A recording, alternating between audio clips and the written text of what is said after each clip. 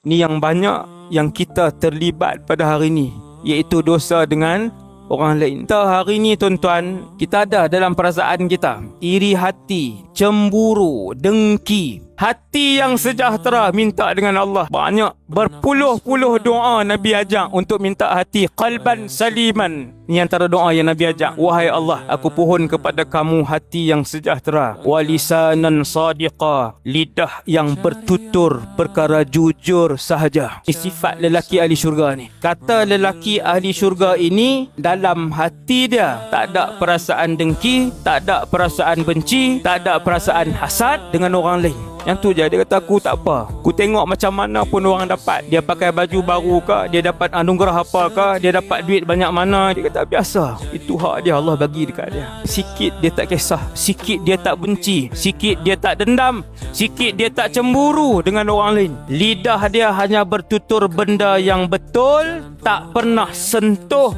hak orang, dan hati dia tak pernah dengki, dendam, cemburu dengan orang lain. Ini kunci dia, lelaki ahli syurga.